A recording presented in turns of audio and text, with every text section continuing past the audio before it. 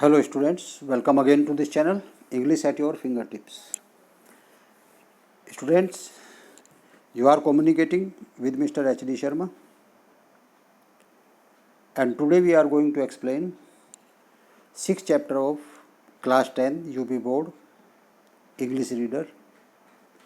Name of the chapter is Our Indian Music, Stories and Anecdotes. Dear students, आज हम इस lecture में UP board के class 10th का इंग्लिश रीडर का 6th चैप्टर एक्सप्लेन करेंगे।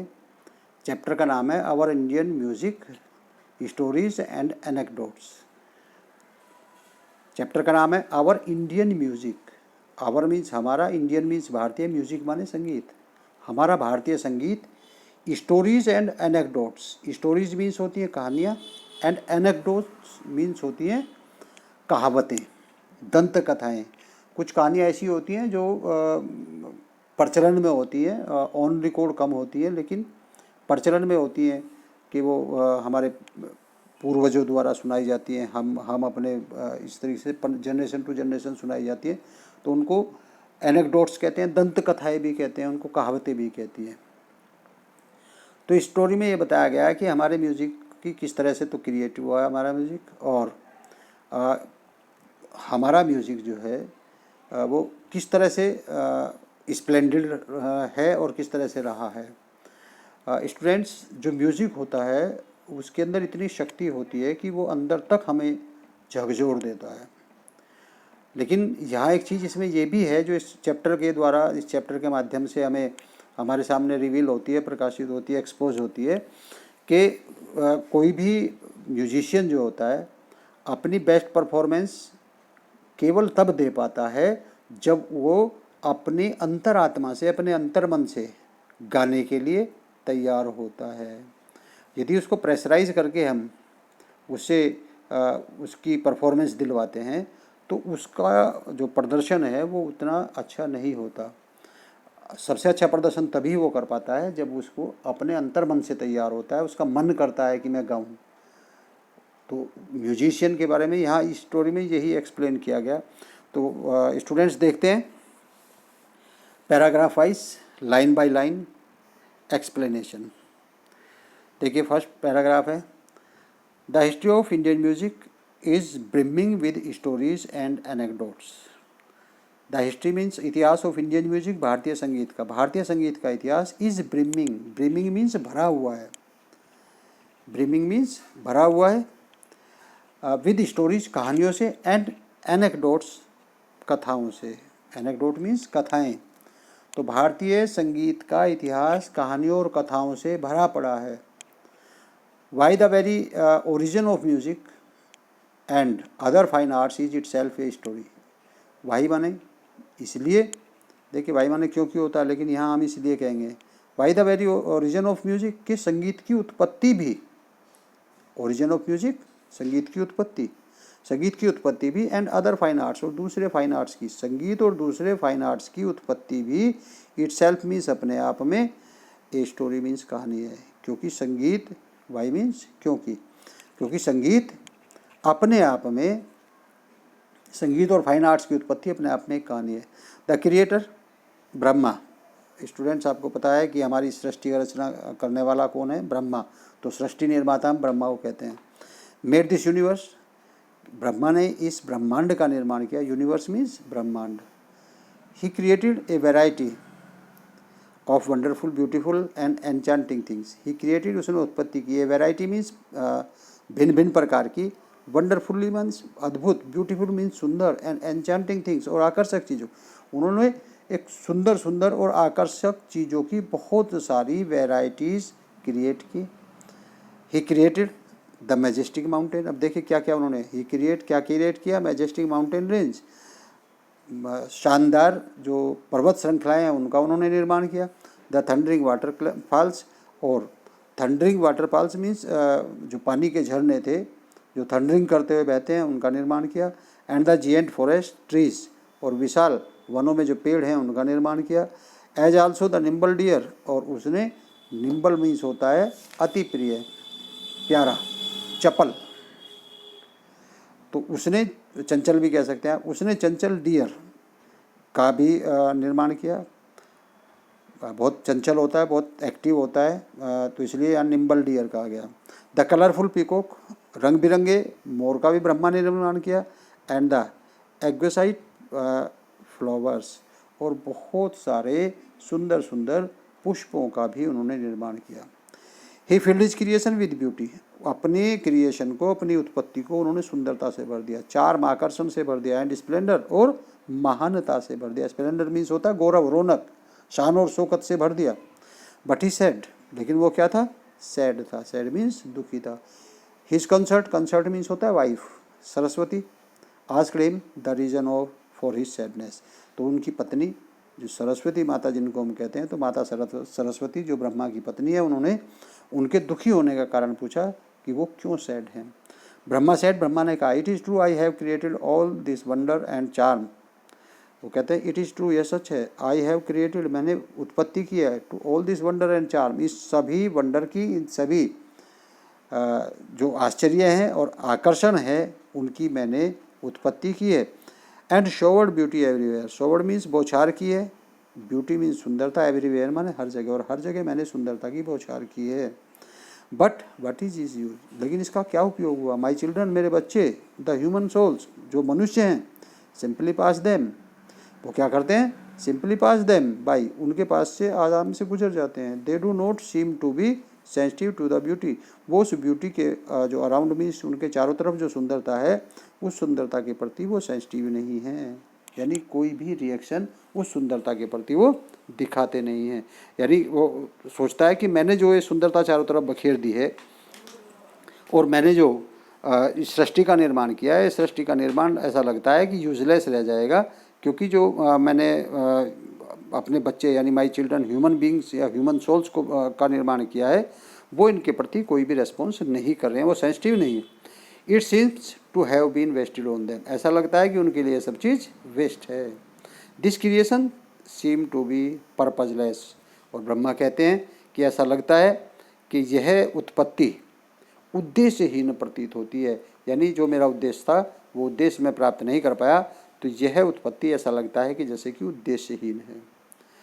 स्टूडेंट देखते हैं पैराग्राफ सेकंड में, Saraswati understood his feelings and told him, Saraswati चूंकि उनकी पत्नी थी तो अंडरस्टूड समझ गई हिज फीलिंग्स, उनकी भावनाओं को, एंड टोल्ड हिम, उन्होंने कहा, क्या कहा? वेल ठीक है, let me do my share, कि आपने तो अपने हिस्से का काम कर दिया, let me do my share, मुझे भी अपने हिस्से का कार्य करने दो, इन द ग्रेट वर्क, इस महान कार्य में, कि सृष्टि निर्माण के महान कार्य में आपने अपने हिस्से का कार्य कर दिया, मुझे भी अपने हिस्से का कार्य करने दो। क्या कहती है?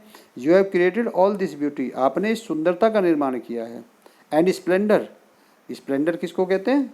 शान शौकत का निर्माण किया है, कि आपने सुंदरता और शान शौकत का निर्माण किया है। I shall create in our children the power to respond, लेकिन जो हमारे बच्चे हैं वो सेंसिटिव नहीं है, मैं उनके अंदर पावर टू रेस्पॉन्ड, यानी इसके प्रति रेस्पॉन्स करने की पावर उनके अंदर क्रिएट कर दूंगी। To appreciate and be uplifted by them, जिससे कि वो इनकी अप्रिशिएट करने लगे, मीन्स प्रशंसा करने लगे, अप्रिशिएट मीन्स प्रशंसा करना, ताकि वो क्या करने लगे? प्रशंसा करने लगे, अप्रिशिएट करने लगे, एंड अपलिफ्टेड बाय देम, और उससे वो अपलिफ्ट हो जाएं। आई शैल गिव देम म्यूजिक, क्या कहती है? मैं उनको म्यूजिक दे दूँगी, संगीत दे दूँगी, एंड अदर आर्ट्स, और दूसरे आर्ट्स दे दूँगी, विच विल ड्रा आउट, वो क्या करेंगे? जो म्यूजिक होगा, जो आर्ट होगा, विल ड्रा आउट, वो खींच लाएगा from deep within them, उनके अंतर मन को आकर्षित करेगा, the capacity to respond them, और वो उनके अंदर एक कैपेसिटी उत्पन्न हो जाएगी ताकि वो इनके प्रति रेस्पॉन्स करने लगे, to the majestic splendour and एक्विसिटिक charm and wonders beauty of all creation, जो आपके उत्पत्ति के जो आकर्षण है, जो चार्म है, जो वंडर्स है, जो ब्यूटी है, उसके प्रति वो रेस्पॉन्स करने लगेंगे। मैं इस तरह की उत्पत्ति उनके अंदर कर दूंगी, मैं उन्हें संगीत और दूसरे फाइन आर्ट दूंगी। तो ऐसा सरस्वती कहती है। The great muse then gave us music, the great muse, ये महान, म्यूज किसको कहते हैं? म्यूज कहते हैं देवी, ज्ञान की देवी। द ग्रेट म्यूज, इस प्रकार महान की देवी, महान ज्ञान की देवी, देन गेव अस, देखिए सरस्वती को हम क्या मानते हैं? सरस्वती को विद्या की देवी मानते हैं, विद्यादायिनी कहते हैं उनको। तो इसलिए यहाँ द ग्रेट म्यूज़ कहा गया। द ग्रेट म्यूज़ महान ज्ञान की देवी। देन गेव अस म्यूजिक, हमें क्या देती है? म्यूजिक देती है, एंड अदर फाइन आर्ट देती हैं, और दूसरे फाइन आर्ट देती हैं। इन होप, इस आशा में, दैट थ्रो देम, कि उनके द्वारा man would understand something of divine in manifestation, कि मनुष्य उन फाइन आर्ट और म्यूजिक के द्वारा क्या करने लगेगा? अंडरस्टैंड, समझना शुरू कर देगा something of the divine in the manifestation, कि वो मैनिफेस्टेशन के अंदर जो डिवाइन है, जो देवीय है, जो ईश्वरीय है, जो उत्पत्ति में आकर्षण है, उसको पहचानना शुरू कर देगा। ए स्ट्रेंज स्टोरी, एक विचित्र कहानी है। यस, हाँ, but it has a great moral, लेकिन इसका एक ग्रेट मोरल भी है, इसके अंदर एक महान नैतिकता भी है। देखिए क्या है? One of the basic truth on which all Indian is developed, one of the basic truth, कि एक आधारभूत सच जो है, ऑन विच, जिस पर ऑल इंडियन आर्ट्स, सभी भारतीय कलाएं इज डेवलप्ड, विकसित हुई हैं, इज दैट, वो क्या है? True art is never made to order, कि सच्ची कला जो होगी वो कभी भी आदेश देकर नहीं उत्पन्न की जा सकती। कि सच्ची कला जो है वो आदेश से उत्पन्न नहीं होती। It comes as a result of an irresistible inner urge, किससे उत्पन्न होती है? इट कम्स, ये आती है, एज ए रिजल्ट, परिणाम के रूप में, एन इरेस्टिबल इनर अर्ज, यानी अंतर मन की जब इच्छा होती है, जब अंतर मन की इच्छा होती है, तो उसके परिणाम स्वरूप ही जो इंडियन आर्ट है, वो ट्रू आर्ट है, वो निकल करके आता है, किसी के ऑर्डर देने से या किसी को फोर्स करके। यदि हम उससे आर्ट कराना चाहते हैं, स्टूडेंट्स देखिए, यदि आप मान लीजिए आपको किसी को कहा जाए खड़ा होकर के गाइए, आप गाने के मूड में नहीं है, तो इसका मतलब आप स्प्लेंडेड नहीं गा पाएंगे, आप अच्छा नहीं गा पाएंगे। तो यहाँ यानी ट्रू आर्ट जो है वो नेवर मेड टू ऑर्डर, वो कभी भी आदेश से नहीं किया जा सकता। ये केवल किसका परिणाम होता है? ये उसका परिणाम होता है जब कोई अंतर्मन से, अपने अंतर्मन से उस आर्ट का इच्छुक हो, उस कला का इच्छुक होता है। क्या कहते हैं कि राइटर कहता है, we hear a song of Tyagaraja, हमने त्यागराज का गीत सुना होगा, एंड आर थ्रिल्ड, और एंड थ्रिल्ड, और हम क्या हो गए होंगे? त्यागराज का गीत सुन करके हम रोमांचित हो गए हैं। We see a majestic temple tower, हम शानदार मंदिर की टावर देखते हैं, and gaze on it with wonder, और आश्चर्यचकित होकर के इसकी तरफ, गेज मीन्स टकटकी बंधा करके देखते रहते हैं। We see some of our ancient sculpture, और हमने अपनी प्राचीन मूर्ति शैली को देखा होगा, स्कल्पचर मूर्तियों को देखा होगा, एंड फील थ्रिल्ड, और हमने क्या? रोमांचित महसूस किया होगा। वाओ, व्हाट ए ब्यूटीफुल, कितनी सुंदर है। हम कई बार थ्रिल्ड हो जाते हैं। वाई, क्यों? क्योंकि उसका रीजन क्या? Behind all such works of art, क्योंकि कला के इन सभी कार्यों के पीछे इज ए ग्रेट स्पिरिचुअल अर्ज, एक आत्मिक इच्छा होती है, एक महान आत्मिक इच्छा होती है। The artist who gave them to us, वो कलाकार जिसने इनको हमें दिया है, poured their devotion, poured means होता है उड़ेल देना, देयर माने अपना, डिवोशन मीन्स सारा ध्यान, इनटू द शेप माने आकार में, ऑफ सच एक्विस्टिक वर्क, इस महान कार्य, इस उत्कृष्ट कार्य में उन्होंने अपना सारा ध्यान और सारा जो परिश्रम है वो उसमें उड़ेल दिया है। तो स्टूडेंट्स, तब जा करके ये चीज़ें बनी हैं जिनको हम देख करके थ्रिल्ड हो जाते हैं। It was an act of self effacing dedication, ये सेल्फ डिडक्टिंग डेडिकेशन मीन्स आत्म केंद्रित, डेडिकेशन मीन्स होता है समर्पण, ये आत्म केंद्रित समर्पण का परिणाम है। अब देखिए स्टूडेंट्स, यहाँ क्या कहना चाहता है राइटर, कि यदि वो अपने उनकी इनर अर्ज नहीं होती, यदि वो अंदर से इस चीज़ के लिए प्रेरित नहीं होते, उनको प्रेरणा उनके अंतर्मन से नहीं मिलती, तो ये इतनी सुंदर चीज़ें नहीं बन सकती थी जिनको देख करके हम थ्रिल्ड हो जाएं। और ये इनको देख करके हम थ्रिल्ड हो जाते हैं क्योंकि इनको बनाने में उन्होंने अपना सारा डिवोटेडली, सारी डेडिकेशन इसमें समर्पित की है। देखते हैं third paragraph. A story is told of Tansen, Tansen के बारे में एक कहानी सुनाई जाती है, the great bard of Akbar's court, जो अकबर का दरबार का ग्रेट बार्ड मीन्स एक महान गायक था। एक कहानी तानसेन के बारे में सुनाई जाती है। तानसेन एक अकबर के कोर्ट का, अकबर के दरबार का एक महान गायक हुआ है। विच इल्यूस्ट्रेट दिस पॉइंट विविडली, विच माने जिससे, इल्यूस्ट्रेट मीन्स प्रकाशित हो जाता है, प्रकाश डाल दिया जाता है। दिस पॉइंट माने इस बिंदु पर, विविडली मीन्स स्पष्ट रूप से, एक कहानी सुनाई जाती है तानसेन के बारे में, और तानसेन की कहानी से इस बिंदु पर और अच्छे से प्रकाश डाला जा सकता है। क्या है? Tansen was a great musician and Akbar was very fond of his music. क्या था तानसेन? तानसेन एक ग्रेट म्यूजिशियन था, एक महान गायक था। Akbar was very fond of music, Akbar संगीत का बहुत अधिक शौकीन था, इसीलिए उसने तानसेन को रखा हुआ था अपने दरबार में। क्योंकि कोई यदि म्यूज़िक का शौकीन होता, देखिए स्टूडेंट्स, यदि आप संगीत के शौकीन होंगे तो आपके यहाँ संगीत का कोई किसी के पास टेप रिकॉर्डर होगा, किसी के पास मोबाइल फ़ोन होगा, किसी के पास डीजे होगा, और यदि आप शौकीन नहीं है इस चीज़ के तो आपके पास ये इक्विपमेंट्स नहीं होंगे। तो उसने तानसेन को इसीलिए रखा हुआ था क्योंकि वो तानसेन के संगीत का बहुत अधिक प्रशंसक था, बहुत अधिक शौकीन था।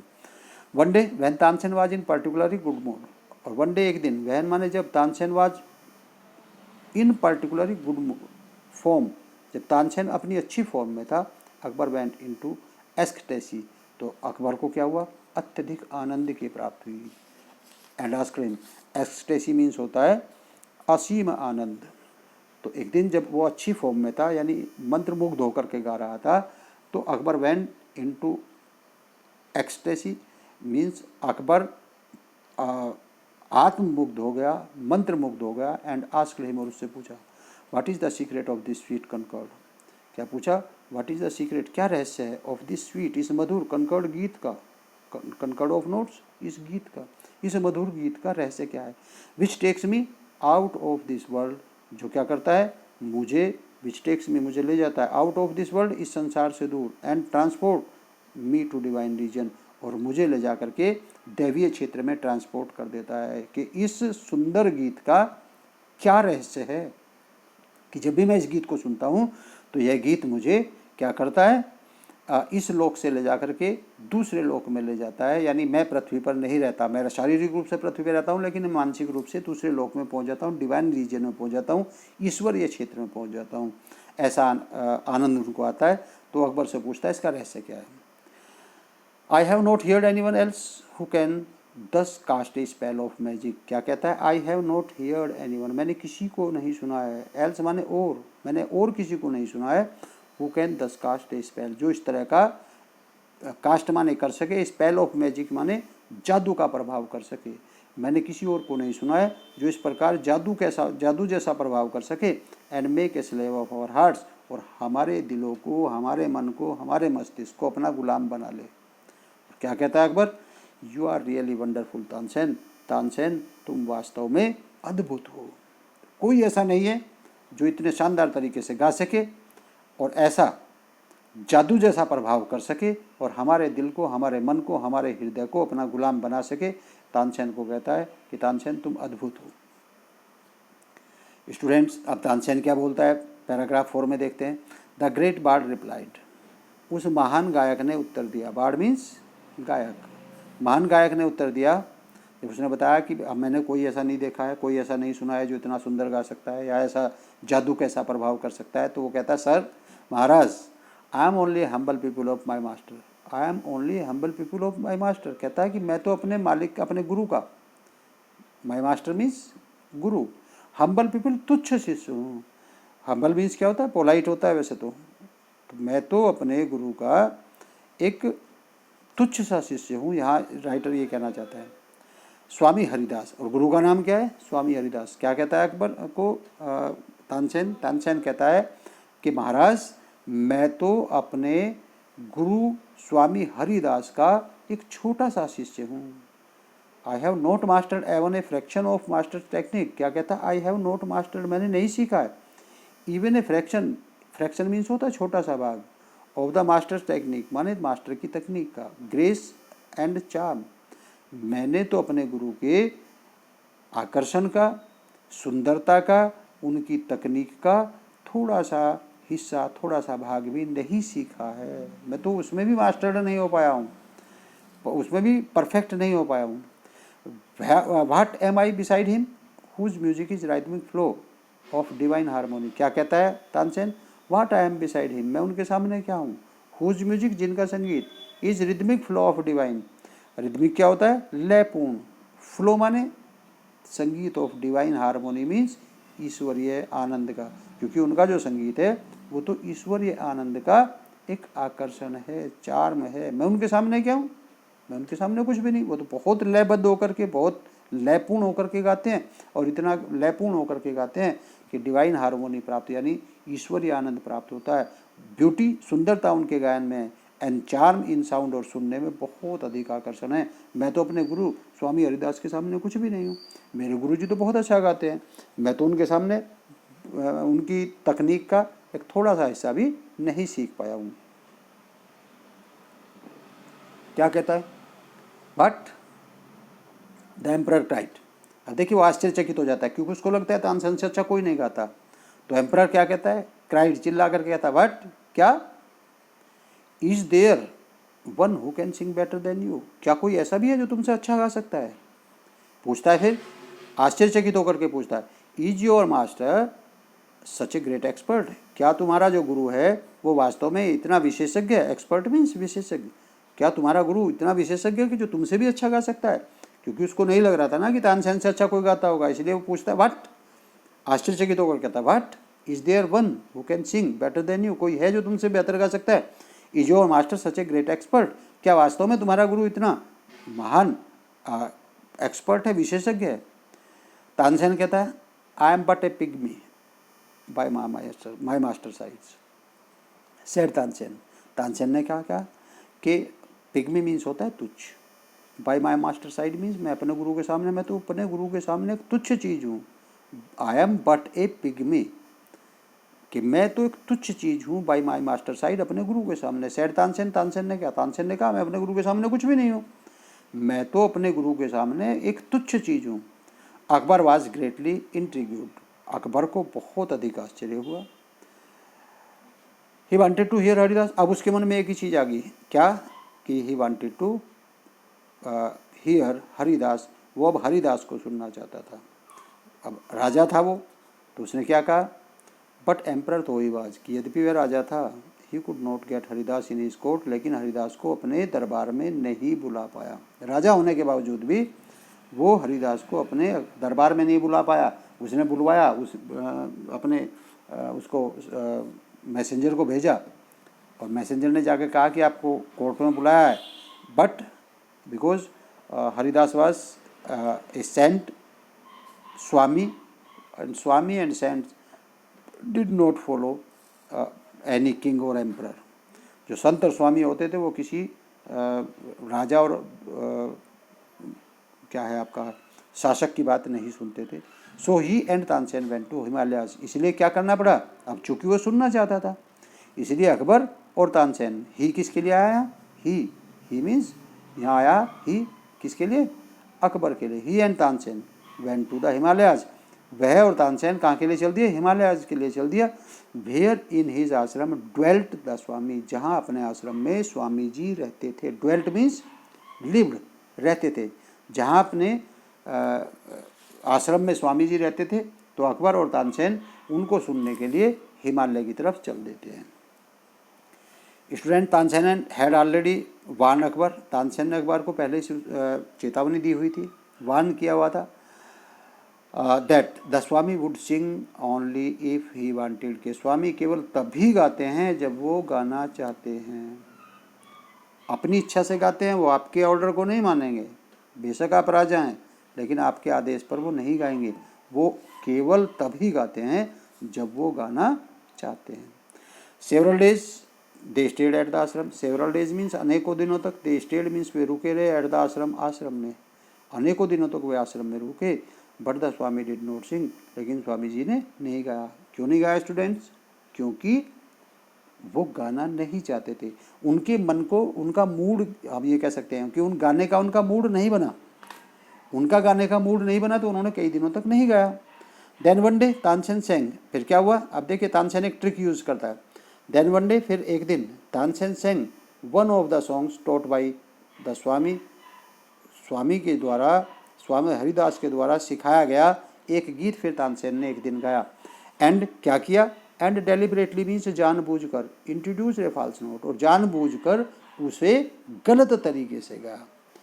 जब कई दिन हो गए और कई दिन तक स्वामी जी ने नहीं गाया, तो तानसेन ने क्या ट्रिक यूज़ की कि कि उनके द्वारा सिखाया गया एक गीत उसने गलत तरीके से गाया। इट हैड ऑलमोस्ट, देखिए जो चाहता था वो हुआ। क्या चाहता था? तानसेन यही चाहता था ना कि वो उसको करेक्ट करके गा के बताए और उसे डांटे, उसे बताए कि मैंने ऐसा सिखाया था तुम्हें। स्टूडेंट जैसा कि एक टीचर चाहता है, जैसा कि एक गुरु चाहता है, गुरु हमेशा ये चाहता है कि उसके जो शिष्य हैं उससे आगे निकल जाए। गुरु हमेशा ये चाहता है। अब हरिदास ने तानसेन को सिखाया, तानसेन यदि मिस्टेक करेगा तो गुरु को कैसा लगेगा? वो अच्छा नहीं लगेगा। ठीक उसी तरीके से जिस तरह से हम लोग आपको पढ़ाते हैं, हम चाहते हैं कि आप मिस्टेक ना करें, और यदि आप मिस्टेक करते हैं तो कहीं ना कहीं हम लोगों को हर्ट होता है। हम एक्सपेक्ट नहीं करते, क्योंकि हम चाहते हैं कि हम आपको अच्छे से अच्छा पढ़ाएं और उतने अच्छे से पढ़ाएं ताकि मिस्टेक की गुंजाइश ना रहे। उसके बाद यदि आप मिस्टेक करते हैं तो हम लोगों को हर्ट होता है। तो यहाँ तानसेन ने यही ट्रिक यूज की कि वो गलती करेगा जानबूझ करके, उस गलती से हर्ट होकर के स्वामी जी उसको डांटेंगे और फिर उसको करेक्ट नोट में गा करके दिखाएंगे। तो यही हुआ। तो क्या हुआ? Then one day Tansen sang one of the song taught by swami, swami के द्वारा सिखाया गया गीत तानसेन ने एक दिन गाया, and deliberately introduce a false note, और जानबूझ करके उसमें गलती कर दी। It had almost an electric effect on saint, और इसका अचानक से उस संत पर बिजली कैसा प्रभाव हुआ। इलेक्ट्रिक इफेक्ट मीन्स बिजली जैसा प्रभाव हुआ। हिज एस्थेटिक नेचर रिसीव्ड ए रोड शॉक, उसकी जो एस्थेटिक नेचर थी, यानी गुरु वाली जो उसकी स्वभाव था, क्या हुआ? रिसीव्ड ए रूड शॉक, उनको धक्का लगा, यानी उनको जो उनकी गुरु वाली जो गरिमा थी उसको धक्का लगा। ही टर्न टू तानसेन, वो तानसेन की तरफ मुड़े, एंड रिब्यूक्ड हिम, वही जो मैं कह रहा था, जो वो चाहता था, क्या हुआ? रिब्यूक्ड हिम, उसको डांटा। सेइंग, ये कहते हैं, what has happen to you, क्या हो गया तुम्हें? तानसेन तुम्हें क्या हो गया? दैट यू, कि तुम, ए पीपल ऑफ माइन, मेरे शिष्य होकर, should commit such A gross blunder, कि तुम मेरे शिष्य होकर के इतनी बड़ी mistake, blunder means big mistake, कि तुम मेरे शिष्य होकर इतनी बड़ी भूल कैसे कर सकते हो। तो जब उसने फाल्स नोट गाया स्वामी हरिदास को, बिजली कैसा उस पर प्रभाव हुआ, और उनकी जो गुरु वाली जो स्वभाव था उसको एक धक्का लगा, दुख हुआ उन्हें। वो तानसेन की तरफ मुड़े, तानसेन को डांटा ये कहते हुए कि क्या हो गया तुम्हें तानसेन, कि तुम मेरे शिष्य होकर के ऐसी बड़ी गलती कैसे कर सकते हो, क्या हो गया तुम्हें। देखते हैं 5वें पैराग्राफ में। अब देखिए जो उसका उद्देश्य था, उसका उद्देश्य क्या था कि अब वो करेक्ट करके गा के दिखाएंगे। सेम वही हुआ। क्या हुआ? He then started singing the piece correctly, अब उस गीत को उन्होंने करेक्टली माने ठीक प्रकार से गाना शुरू किया, कि ऐसे नहीं सिखाया था मैंने तुम्हें, तुम गलती कर रहे हो, ऐसे थोड़ा सिखाया था मैंने तुम्हें, क्या हो गया तुम्हें कि तुम इतनी बड़ी ब्लंडर कर रहे हो, इतनी बड़ी गलती कर रहे हो मेरे शिष्य होकर के। तो डांटता है और फिर उस पीस को, उस गीत को करेक्टली गाता है। The mood came upon him, और उनका गाने का पूरा मूड बन जाता है, स्वभाव बन जाता है, उनका मन करता है। एंड एनवलप हिम, और एनवलप्ड मीन्स होता है उनको लपेट लेता है। एंड ही फॉरगॉट हिमसेल्फ, और क्या होता है जब उन पर मूड छाता है, ही फॉरगॉट हिमसेल्फ इन म्यूजिक, वो अपने आप को संगीत में भूल जाते हैं। और वो संगीत भी कैसा? विच फिल्ड द अर्थ, जो पूरी पृथ्वी पर, एंड हेवन, धरती और आकाश में संगीत ही संगीत भर गया। जैसे ही उन्होंने गाना शुरू किया तो धरती और आकाश संगीत से भर गए। Akbar and Tansen forgot themselves, Akbar और तानसेन भी अपने आप को भूल गए। In the share melody of charm of the music, उस संगीत की शेयर मेलोडी मीन्स होता है स्वर और लयपूर्ण जो संगीत था, मेलोडी था, उसको, उसके आकर्षण में अकबर और तानसेन भी अपने आप को भूल गए। It was a unique experience, अब यूनिक मीन्स अतुलनीय, अनमैच, अनोखा अपने आप में। It was a unique experience, ये एक अनोखा अनुभव था। व्हेन द म्यूजिक स्टॉप्ड, और जब संगीत रुका, Akbar turn to Tansen and said, Akbar ने तानसेन की तरफ मुड़कर कहा, you say you learn music from this saint, और तानसेन तुम कहते हो कि तुमने संगीत इन संत से सीखा है, and yet you seem to have miss the living charm of it all, लेकिन फिर भी तुमने संगीत का जो जीता जागता आकर्षण है उसको तुमने मिस कर दिया है, तुमने उसको नहीं सीखा है। तुम कहते हो कि तुमने इनसे सीखा, लेकिन तुम्हारे जो गुरु जी के सामने तुम्हारा जो संगीत है वो उतना प्रिय नहीं है। क्या कहता है?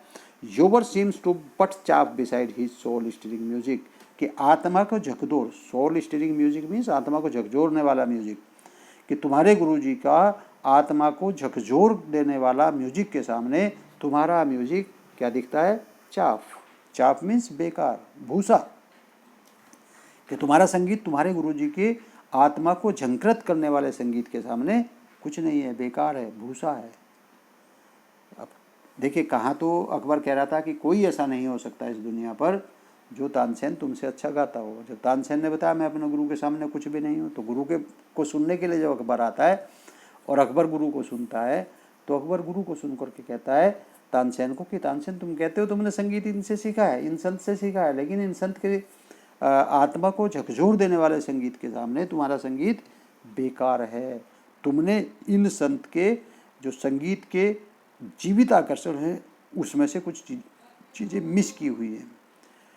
तानसेन क्या जवाब देते हैं? It is true sir, sir Tansen. Tansen ने कहा कि महाराज आप जो कह रहे हैं वो सही है, इट इज़ ट्रू, ये सत्य है। It is true that my music is wooden. क्या कहता है कि ये सच है कि मेरा जो संगीत है वो वुडन है, लकड़ी है, एंड लाइफलेस, और निर्जीव है, by the side of living harmony. Living harmony, जीवित स्वरबद्ध एंड मेलोडी ऑफ मास्टर, मेरे गुरु जी के जीवित और संगीत में, संगीत के सामने, स्वरबद्ध लयपूर्ण संगीत के सामने मेरा जो संगीत है वो निर्जीव है, लकड़ी के समान है। ये सच है बात।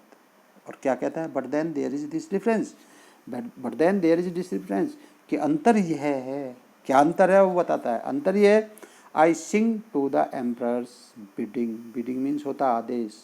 आई सिंग मैं गाता हूँ, टू द एम्परर्स बिडिंग, जब महाराज का आदेश होता है, जब बादशाह का आदेश होता है, एम्परर मीन्स बादशाह भी होता है, कि जब बादशाह का आदेश होता है मैं तब गाता हूँ।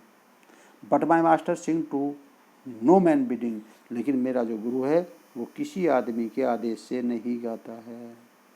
मेरे गुरु जी कब गाते हैं? बट ओनली व्हेन, केवल तब गाते हैं, prompting comes from his inner most self, जब प्रेरणा उनकी अंतरात्मा से आती है। अंतर ये है कि मुझे तो बादशाह के आदेश पर गाना पड़ता है, मैं बादशाह के आदेश पर गाता हूँ, लेकिन मेरे जो गुरुजी हैं वो किसी के आदेश पर नहीं गाते। वो केवल तब गाते हैं जब उनकी अंतरात्मा से उनको प्रेरणा मिलती है, अंतरात्मा उनकी कहती है कि उन्हें गाना चाहिए, तो अंतरात्मा की प्रेरणा से, जब उनका मूड, नेचुरल स्वभाव, प्राकृतिक स्वभाव, स्वाभाविक स्वभाव जब उन पर गाने का आता है, वो केवल तब गाते हैं। और मुझे तब भी गाना पड़ता है जब भी बादशाह का आदेश होता है। बादशाह ने किसी भी टाइम कह दिया, सपोज मान लीजिए सिंगर को, तानसेन को तो आ रहा है बुखार, या घर पे कोई समस्या है, घर पे समस्या होने के कारण वो उदास है, बादशाह ने कह दिया चलो एक गीत सुनाओ, तो तानसेन को गीत सुनाना पड़ेगा, जबकि मन कहाँ है? मन तो उदास है, घर पे कोई समस्या है, मन तो उदास, शरीर काम नहीं कर रहा क्योंकि बुखार हो रखा है, लेकिन चूंकि बादशाह का आदेश है तो उनको गाना पड़ेगा। तो उसने कहा कि मैं तब गाता हूँ जब बादशाह का आदेश होता है। मेरे गुरुजी किसी आदमी के आदेश पर नहीं गाते हैं, वो केवल तब गाते हैं जब उनकी अंतरात्मा उनको प्रेरणा देती हैं। वो कहता है that makes all the difference, और मेरे गुरुजी के संगीत में जो अंतर है वो अंतर यहीं से आता है। That makes all the difference, ये अंतर यही है। यदि मैं भी केवल उसी समय गाऊं जब मेरी अंतरात्मा से उसको प्रेरणा मिले, तो मेरा संगीत भी मेरे गुरुजी की तरह से डिवाइन हो जाएगा और सोल स्ट्रिंग हो जाएगा। इसलिए मेरे संगीत में जो मेरा संगीत है उसमें लिविंग चार्म आपको नहीं दिखाई देता। लिविंग चार्म कैसे दिखाई देगा? क्योंकि आपने कह दिया कि गाइए, मुझे तो तभी गाना होता है।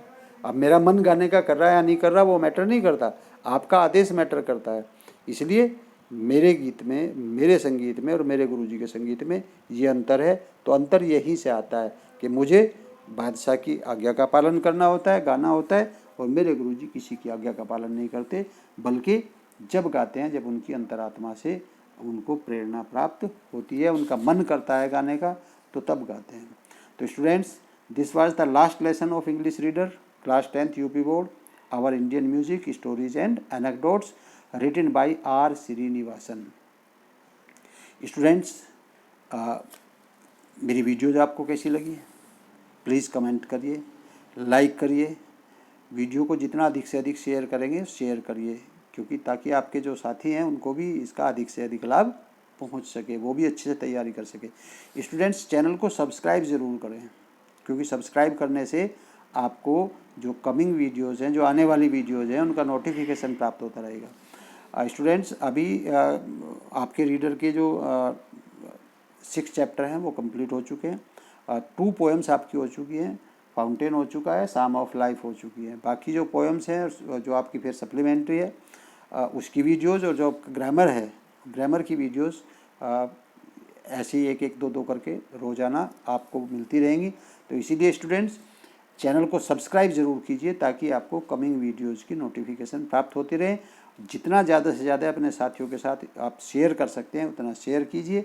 और स्टूडेंट्स, नोबडी इज़ परफेक्ट, कोई अपने आप में पूर्ण नहीं होता, इसलिए आप कमेंट करके यदि कहीं कुछ कमी रह जाती है तो उसको ज़रूर बताइए ताकि मैं जो कमिंग वीडियोज़ है, जो आने वाली वीडियोज़ में उनमें उनको इम्प्रूव कर सकूं, उनको सुधार कर सकूं।